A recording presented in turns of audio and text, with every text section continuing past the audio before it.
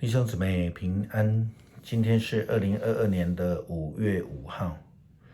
今天的经文是诗篇23篇，以西结书第11章第1到25节，启示录第5章第1到第10节。今天要跟大家分享的主题是归回的应许。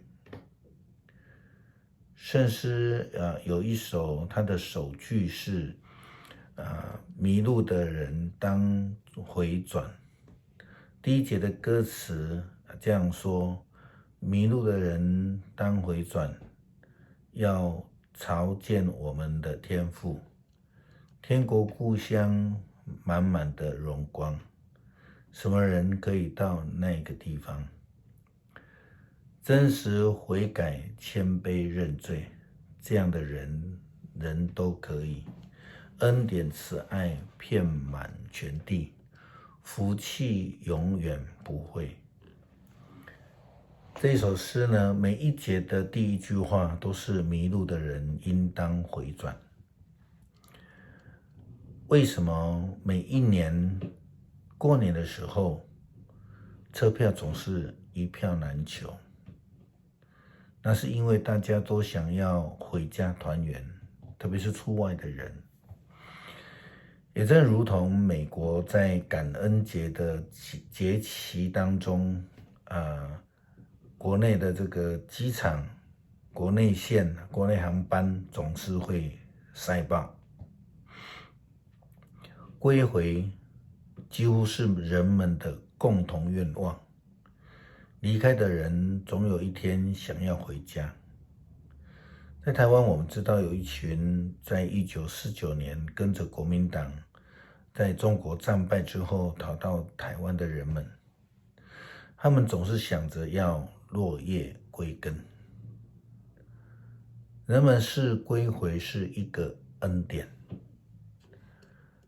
旧约先知书的背景呢，基本上就是像这一种被掳的以色列人离乡背井的，他们想着要归回。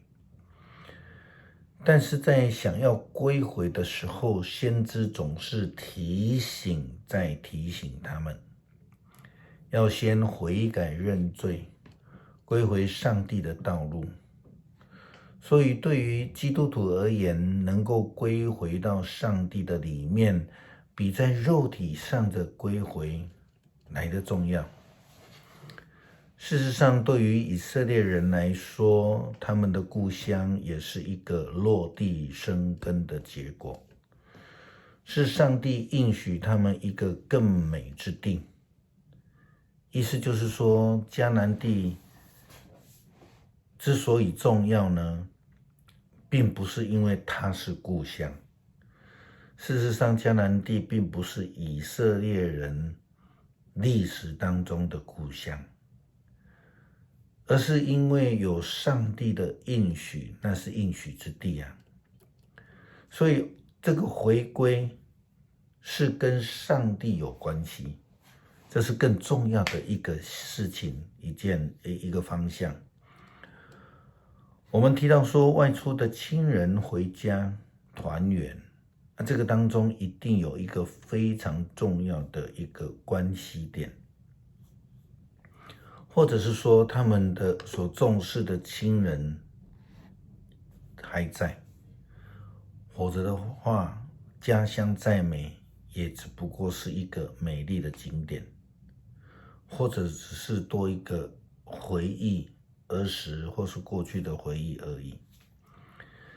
时常听人家说，亲在家在，亲不在家就不在，这个就是这样的一个原因，一个论点。以色列人他们想要归回，除了是因为他们被灭了国，他们被掳，被外族统治这种政治因素以外，更重要的是他们离开了应许他们的上帝。如同以西结先知说的，耶路撒冷被判罪。耶路撒冷通常指的是以色列人或是他们的家园。先知说，上帝对我说，必朽的人啊，这些人在城里涂抹邪恶，诡计多端。他们说，我们不久就要重建家园，这座城像锅，我们像里面的肉，得到锅的保护。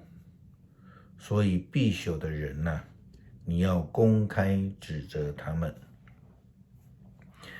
耶路撒冷所指的不是这个城这个地点，而是指的是城里面那个人，就是以色列人们的罪。以西结先知传递上帝的话，这样说道：所以我至高的上主这样说，不错，这城就是锅，锅里的肉是那一些被你们杀害的人的尸体。你们不会在城里，我要把你们抛出城外。你们怕刀剑吗？我要用刀剑攻打你们。我要带你们到城外，把你们交给外国人。我已经判你们死刑，你们要在自己的国土上战死，这样你们就知道我是上主。这座城绝不会保护你们，像锅保护锅里的肉一样。你们无论在以色列的任何地方，我都要惩罚你们。你们要知道我是上主。你们去随从邻国的风俗习惯，就是犯了我的法律，违背了我的命令。然后先知继续提到上主的应许。上主对我说话，他说：必朽的人啊，耶路撒冷的居民在谈论你和你一起流亡的以色列同胞。他们说，那些流亡的同胞已经远离了上主的圣所，上主已经把这块土地赐给了我们。上帝的应许才是重点，上帝的关系才是重点。人们必须要努力的回到上帝的应许这个关系里面，跟上帝同行是我们人生的目标。这样的回归，这样的应许才有意义。抓住上帝的应许是基督徒一生的工作。基督徒一生最重要的功课就是跟随上帝的脚踪来做。与上帝同行是从旧约以来信仰前辈们都一直在追求的。从圣经里面我们看到以诺跟上帝同行300年，我们也看到亚伯拉罕跟随上帝的呼召，并没有先问上帝说：你到底要带我到哪里去？摩西跟随上帝的旨意，带领以色列人一起学习跟随上帝的脚踪行。路德他决定跟随婆婆拿俄米，跟着他走，也跟随他的上帝。施洗约翰他忠于上帝给他的呼召，做了非常重要开路先锋的施洗者。耶稣跟随上帝给他的旨意，他上了十字架。保罗得到光照之后，他领受了呼召，成为主福音的使徒。马偕跟随上帝给他的呼召召命，来到了台湾。当然还有许许多多或许我们认识或许我们不认识的宣教者，他们都是追求跟随上帝的声音，寻求上帝所赐的应许，将来把人带到上帝的面前，跟上帝建立和好的关系，就如同启示录也这样告诉我们。接着我看见那被4个活物和长老们围绕着的宝座中，有羔羊站立。羔羊像是被宰杀过的，有7个角，7个眼睛，就是上帝的7个灵，是被差派到世上各地去的。那羔羊上前，从坐在宝座上那一位右手把书卷接过来。他这样做的时候，4个活物和24个长老就俯伏在羔羊的面前。每一个长老都拿着竖琴和盛满着香的金炉，这香就是信徒们的祷告。他们唱着一首新歌，唯有你配接受那书卷，揭开上面的印，因为你曾被杀，由于你的牺牲流血，你从各部落、各语言、各民族，各国家把人赎回来，归给上帝。你使他们成为祭司的国度，来侍奉我们的上帝。他们将在地上掌权。